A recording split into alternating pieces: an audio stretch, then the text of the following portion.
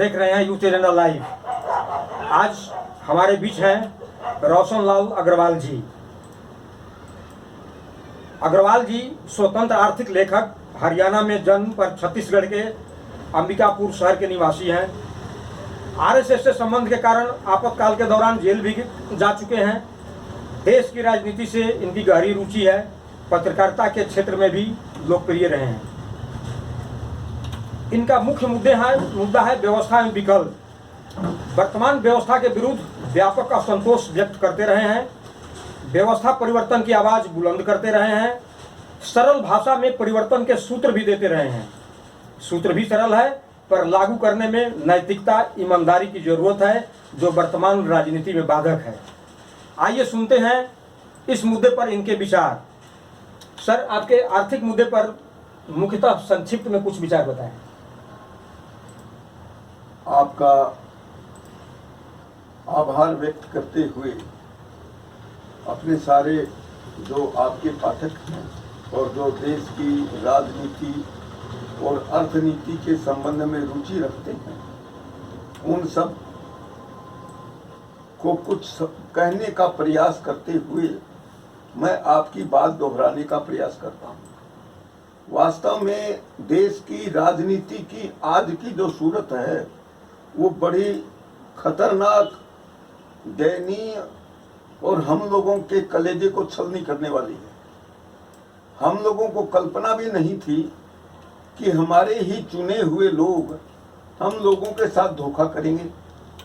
देश की जनता को तो भरोसा यही था कि अब आज़ादी मिल गई तो देश का हर व्यक्ति सुखी होगा, लेकिन ये ही देश की राजनीति का सबसे बड़ा छल है कि देश की लोकसभा और विधानसभा में छंटे हुए गुंडे, बेईमान, अपराधी और षड्यंत्रकारी पहुंच रहे हैं और देश की जनता की चिंता करने वाला वहां पर नाम लेवा भी नहीं बच रहा है। यह स्थिति दिन प्रतिदिन बिगड़ रही है और आप जैसे कुछ जागरूक लोग अगर उनकी भावनाओं के साथ जनता नहीं जुड़ पाई तो आने वाले समय में देश की जो अगली पीढ़ी है उसकी सूरत भी हम नहीं पहचान पाएंगे और देश का नागरिक उन्हीं का गुलाम बनकर जो कुछ कर रहा है वो धोखे में है।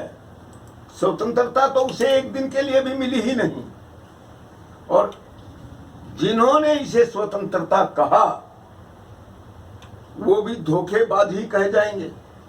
लेकिन मैं भूतकाल में नहीं जाना चाहता। मैं आपकी भावनाओं से अपना तालमेल बैठाते हुए मैं यही निवेदन करूंगा कि देश की राजनीति जब तक गरीबी को खत्म करने का संकल्प नहीं लेती तब तक देश के लोगों का भाग्य नहीं बदलेगा। मैं गैर जिम्मेदार भाषा का प्रयोग नहीं करना चाहता। आपके पाठक भी इस बात को जरूर समझते होंगे कि शालीनता से ही बातचीत हो। तो मैं यही निवेदन करूंगा कि न्यायपूर्ण अर्थव्यवस्था यही स्वतंत्रता की प्रतीक है और अगर इसकी परिकल्पना देश की जनता तक नहीं पहुंची है तो आर्थिक न्याय की यह कल्पना आप जन जन तक पहुंचाइए और यदि देश की जनता को उसमें अपनी स्वतंत्रता के सूत्र मिलते हैं जैसा आपने कहा है तो वह स्वतंत्रता के सूत्र जिस दिन देश की जनता के समझ में आ गए, आपकी भूमिका तो रहेगी ही, बाद में भी रहेगी, उस दिन देश की जनता अपनी आजादी लेकर रहेगी। तो उसका सीधा सूत्र है देश के इन बेईमान शासकों ने गरीबी रेखा बनाई, उसकी जरूरत कहां थी? अमीरी रेखा क्यों नहीं बनी? अमीरी रेखा से मेरा कोई गलत मतलब नहीं है, कोई छीना झपटी या किसी को 6 इंच छोटा करने की बात नहीं है। हम अमीरों से पैसा छीनना नहीं चाहते, वे भी हमारे देश के नागरिक हैं, लेकिन देश सबका है, देश के प्राकृतिक संसाधन सबके हैं, तो फिर सारी संपत्ति कुछ मुट्ठी भर लोगों के हाथ में कैसे हो जाएगी?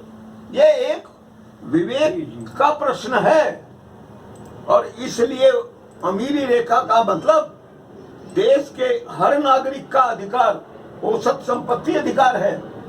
यानी इस देश की सारी संपत्ति में, सारे प्राकृतिक संसाधनों में जब देश के सब नागरिकों का समान अधिकार है तो औसत से अधिकार किसी आदमी का हो ही नहीं सकता। इसलिए औसत से ज्यादा जिसके पास संपत्ति है वह समाज का कर्जदार है ज्यादा संपत्ति के लिए, और उसकी ज्यादा संपत्ति पर यानी औसत से ज्यादा संपत्ति पर ब्याज की दर से कर लगा दीजिए। इनकम टैक्स, जीएसटी सहित सारे टैक्स हटा दीजिए। यह देश की जनता का शोषण है, यही देश की जनता की गुलामी है। और यदि इन मुट्ठी भर लोगों की संपत्ति पर ब्याज की दर से संपत्ति कर लगा दिया जाए तो मैं बहुत चुनौती के साथ ये बात कह रहा हूं। मैं अगर कह रहा हूं तो चुनौती इस बात की है कि अगर इनसे बजट नहीं बनता हो तो मैं बजट बनाकर दूंगा, और मैं इस गारंटी के साथ दूंगा अगर मेरा बनाया हुआ बजट धोखा निकल जाए तो मुझे सरे चौराहे पर, सरे आम सूली पर टांग दिया जाए, और यदि सच्चा निकले तो देश की जनता सुखी हो जाएगी। और यदि इन अमीरों पर संपत्ति कर लगाया जाए तो मैं देश की जनता को लाभ का बजट बनाकर हर नागरिक को जन्म से लेकर मृत्यु तक 10,000 रुपए मिनिमम देने की गारंटी देता हूं। इनसे बजट नहीं बनता है तो मैं हाजिर हूं, इस चुनौती को कभी भी स्वीकार करूंगा। और यही अधिकार जब तक देश की जनता को नहीं मिलता तब तक आजादी का वास्तविक अर्थ भी उसे मालूम नहीं होगा। जी सर, लेकिन बात ऐसे है कि आखिर ये जितने पूंजीपति और लुटेरे भ्रष्टाचार में लिप्त हैं ये ऐसा करेंगे कौन? ये करेगा कौन? ये तो कभी नहीं करेंगे। ये तो इनके हक में है, अपने पैर में कुल्हाड़ी क्यों मारेंगे? देखिए, अगर मैं प्राकृतिक तौर पर इस बात का उत्तर दूं तो मैं ये भी कहूंगा कि जिन्हें हम चोर मान रहे हैं उनमें भी कुछ अपवाद ही सही इस बेहुदगी को समझ रहे हैं, उनका भी दिल रोता है, उनकी संख्या बहुत कम है। लेकिन हमारे देश की जनता को जिस प्रकार से धोखे में रखा गया है, जब तक यह धोखा इसकी आंखों का पर्दा नहीं हटेगा और ये हमारे आप जैसे ही सब कुछ त्याग कर इसके पीछे जो लगेंगे, यह पर्दा जरूर हट जाएगा। ये मुट्ठी भर अमीर ये पाल पोस कर इस षड्यंत्रकारी व्यवस्था में रखे हैं, समाज को इनके धन का भी पता न चले। नहीं तो क्या जरूरत है गोपनीयता की? लोकतंत्र का गोपनीयता से कोई मेल होता है क्या? सवाल ही नहीं उठता। लोक जहां गोपनीयता वहां लोकतंत्र नहीं हो सकता, और पारदर्शिता का अभाव लोकतंत्र की हत्या है। तो लोकतंत्र के नाम पर सीधे हत्या ये लोग कर रहे हैं। इसलिए गोपनीयता का यह कानून जब तक नहीं हटेगा, और यह हम आप सब लोगों को मिलकर करना पड़ेगा। आप जो करेंगे मैं आपके साथ हूं। जी, लेकिन अभी तो ऐसी बात आ गई है कि यही लोग शासन में वर्तमान है, और सभी मैंने जो भी पीएम या जो भी बनते हैं राजनेता, सभी आपके संविधान की दुहाई देते हैं कि हम संविधान सम्मत कर रहे हैं। सभी गांधी का माला पहनते, गांधी टोपी की बात करते हैं, तो अम्बेडकर की बात करते हैं, और उनके नाम पर सारे को कर्म हो रहा है। आप तो फिर जब हमारा देश का प्रधानमंत्री ही कह चुका है कि ये पैसे जो हम भेजते हैं तो मात्र 10 पैसा पहुंचता है 100 रुपये में, 1 रुपये में, तो फिर ये बदलेगा? इन लोगों से कैसे उम्मीद की जा सकती है कि ऐसा लोग करेंगे? आप बिल्कुल एक संवेदनशील बात कह रहे हैं। मैं कहूंगा जो देश जो चुनावों में जीतेगा वही लोकसभा में जाएगा, बिल्कुल। जो विधानसभा में जीतेगा वही विधायक बनेगा, और फिर वही कानून बदलेगा। तो सवाल इस बात का है कि एक सच्चा व्यक्ति कहां से लाएं? उसका उपाय एक है, आप शपथ पत्र के बिना जो ये वोट दिए जाते हैं, इस परंपरा के ऊपर उंगली रखिए कि जो शपथ पत्र देकर चुनाव में खड़ा होगा, वो किस पार्टी से खड़ा हो, हमको उससे कोई लेना देना नहीं। उस व्यक्ति का क्या नाम हो, किस जाति का हो, पढ़ा लिखा है कि अनपढ़ है, ये भी दूसरी बात है। वैसे समझदार व्यक्ति जाएगा तो स्वाभाविक है षड्यंत्र का शिकार कम होगा। लेकिन जितने पढ़े लिखे षड्यंत्र भी सबसे ज्यादा वही रखते हैं। तो इनके ऊपर शपथ पत्र का प्रावधान होना चाहिए। सरकार करेगी नहीं, कानून बनाने वाले करेंगे नहीं, लेकिन वोट देने वाले जो साधारण लोग हैं वो आपके पक्ष में खड़े होंगे। और उनको एक बात समझा दीजिए, राजनीति में पढ़ने की हमको जरूरत नहीं। सीधी राजनीति में ये दल बदल की राजनीति क्या कर रही है वो भी आप जानते हैं। लेकिन जो भी चुनाव में खड़ा हो, आपकी तरफ से ये बात जरूर आए कि शपथ पत्र लीजिए। एक ठोस शपथ पत्र बनना चाहिए कि, और उसमें एजेंडा तय होना चाहिए जन सहमति से। और उस शपथ पत्र को जो तोड़े वह सीधे कोर्ट में घसीटा जाए और उसको सजा कराई जाए। उसको विधायकी सांसद की जो भी हो वो भी उसकी जाए और वो बाकी की जिंदगी जेल में काटे। यह शपथ पत्र द्वारा संभव है। लेकिन सर एक समस्या आ रही है, आपने कहा कोर्ट में जाए, तो हमारे यहाँ कोर्ट के तो बड़े ही कटु अनुभव है। हमारे देश का गृह मंत्री लाखों करोड़ों रुपया चुरा कर लेकर भाग गया विदेश में और वहाँ चला रहा है, सब जानते हैं। लेकिन फिर भी गया, 2 माह जेल में रहा, इसके बाद बेल हो गई। ये सारे चोर ये भागते जा रहे हैं और उनके विरुद्ध कोर्ट कुछ नहीं कर पा रहा है, बेल दे रहा है। अब वो संपत्ति तो रिकवर नहीं हुआ, तो फिर कोर्ट से मामला हो ही नहीं सकता। कोर्ट ही तो अपराधियों को छोड़ रहा है। देखिए, शुरुआत तो हमको कहीं से कहीं करनी पड़ेगी।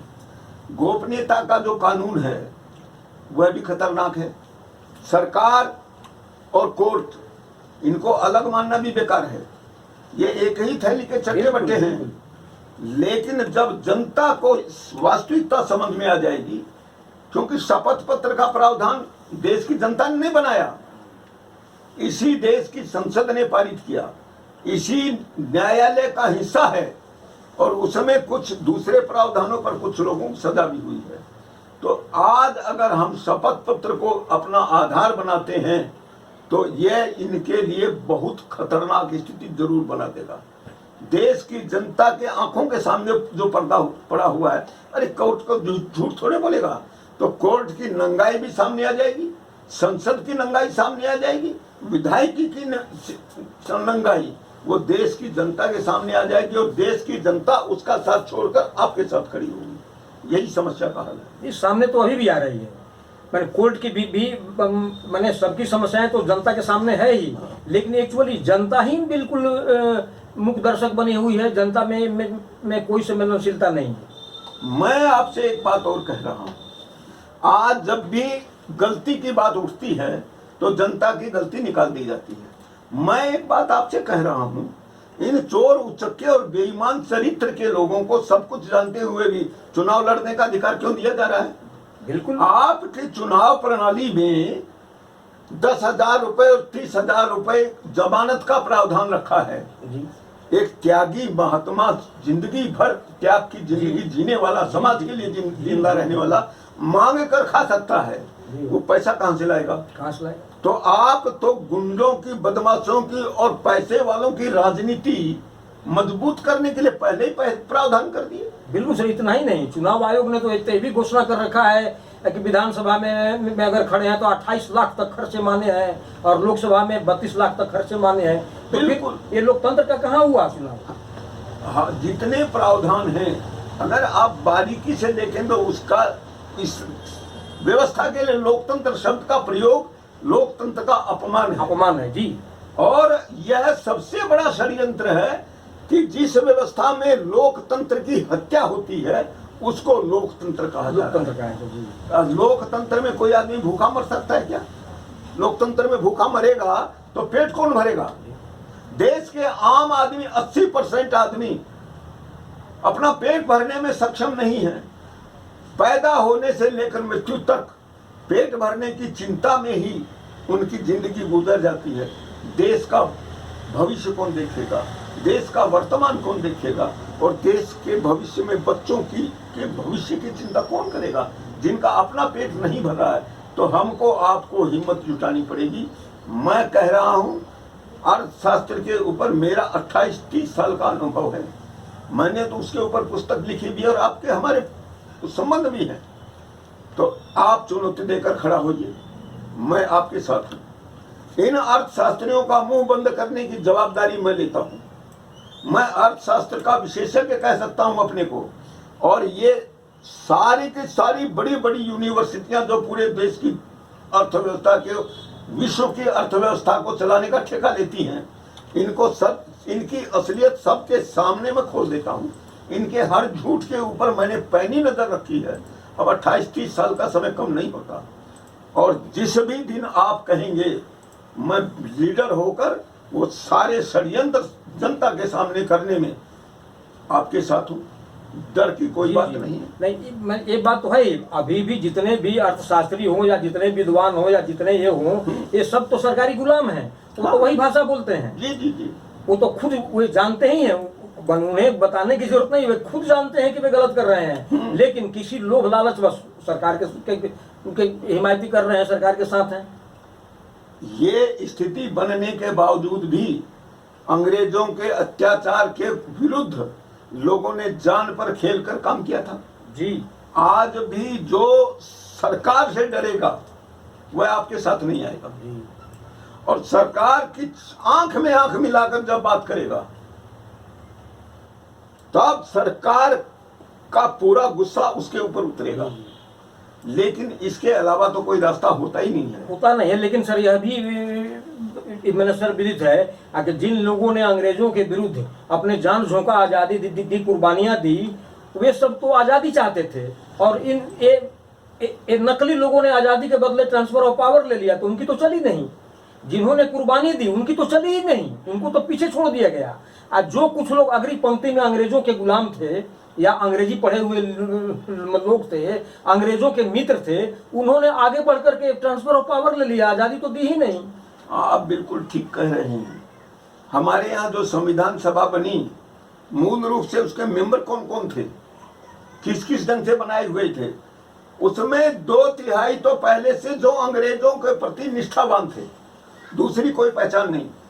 जो बड़ी बड़ी संपत्तियों के मालिक बन गए थे अंग्रेजों की मेहरबानी से, जिन लोगों ने भगत सिंह जैसे लोगों के खिलाफ झूठी गवाही देकर करोड़ों अरबों की जमीन पुरस्कार के रूप में ली, आपको भी मालूम है, बिल्कुल बिल्कुल, मुझको भी मालूम है, और देश के सब नागरिकों को जिनको नहीं मालूम है, अब धीरे धीरे मार खा खा के लोगों को अकल ठिकाने आ रही है।